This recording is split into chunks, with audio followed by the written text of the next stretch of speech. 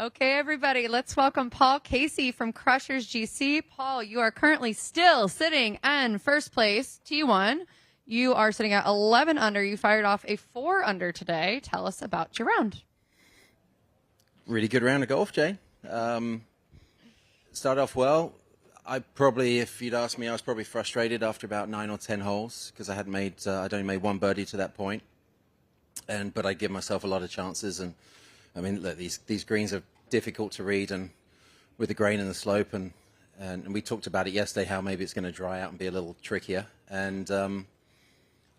but finally got it going, which I kind of had to because I just watched the Peter Uline show today, which was, I mean, Phil talked about eliminating mistakes. I mean, if Peter had done that, I think it was 8 birdies or 9 birdies and an eagle or something like that.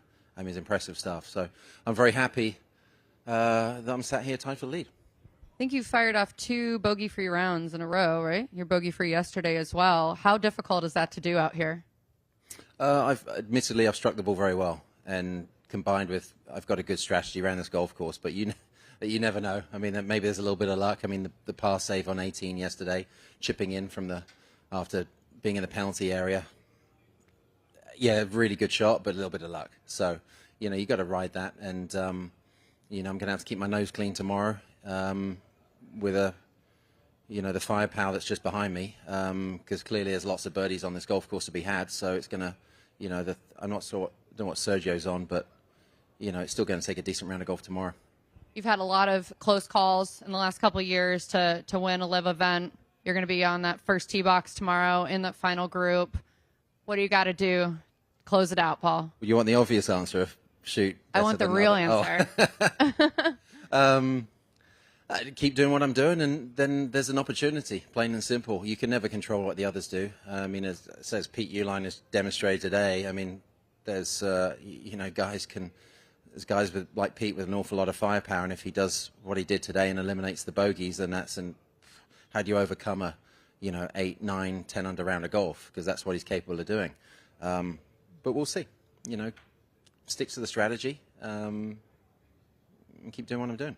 Any nerves on that first tee box, or is experience on your side here, having been in this position? There's nerves on every. I don't know how many events I've played, 500 plus. There's nerves on every single tee box, so it doesn't matter. And it doesn't matter whether it's a first round or a final group. It doesn't matter. I'm nervous in a pro-am, so. Thank you, Paul. Mike. I just want to ask you about the course, because at 6,800 yards, obviously it allows a lot of different types of players to compete. Just how nice is it to come to a course like that where it's, the outcome is pretty wide open? Well, I think it's not just the yardage, mate, it's the architecture.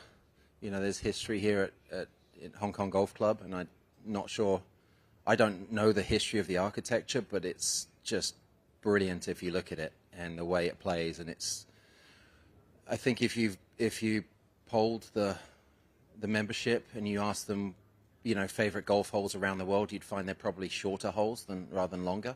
And if you go why, that's differentiation in score, the ability of bogeys and birdies, and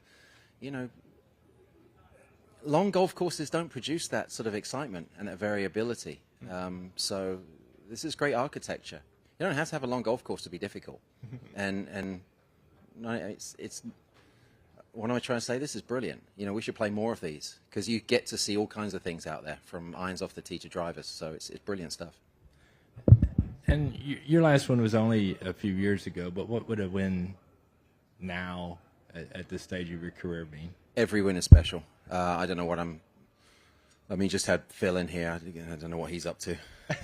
Dozens and dozens and dozens. I don't know what it is. 50, 70. I don't even know what Phil's is. Yeah, I have no idea. But I mean, I don't know. I'm 21 or something like that. And every single one's special, from the most recent to the very first that they ever had. So hopefully I can answer that again tomorrow. All right, thanks. Last one, Paul. Your family's here this week. How special would that be to win in front of your? Well, they'll be at daycare, so I'm not sure they'll really care. He's playing Battleship, and my little girl's making pottery or something. So, I came back home yesterday, and like did you win? I'm like, well, I'm leading. Didn't win, yes, but it's like, that's so sweet. So That's might the they best be on the 18th green tomorrow? Probably not, but Probably not, okay. It doesn't. It's awesome having them here, and they're enjoying Hong Kong, and eating Peking duck and being to Hong Kong Disneyland and things like that. So it's I'm in a very fortunate position where I can share these experiences with them. So I mean, doesn't matter what I do tomorrow, I'm still dad. Okay, I think that's like mic drop. Anyway, go ahead. Hi, Paul. Well played again today. Just about the family and how you're enjoying it here in Hong Kong. Is there a chance we could see you back here maybe later in the year at the Hong Kong Open or somewhere else along the line? I mean, there's always a chance. You've got to talk to Raoul, probably. There's a chance. Yeah, I mean, yeah, there's a chance. Would you love to do that? I mean, you haven't played the Hong Kong Open since, I think it's 2012 the last time. There you go. Yeah, I had no idea. I'd love to. And I think that what's interesting is this is a golf course I don't think I played particularly well. And Johnny came in on the last year, and he's like, this is a perfect golf course for you. And I hadn't necessarily figured it out. And I think with Johnny's expertise and the way he kind of guides me around a golf course, I've clearly shown I can play it very well. And we've had that in the past on other golf courses around the world, where I haven't necessarily seen a way around, and he's kind of opened my eyes to it. So yeah, clearly it suits me. So I'd be foolish not to. I always look at golf courses I play well. Yeah. Because you've got to get a return on your investment. It's funny you say it's a course you haven't played well, but you have the last 2 years. I mean, you picked. But I didn't. I think if you go back to 2012, probably a miscut or something like that, or whatever it was. But yeah, but I like it now.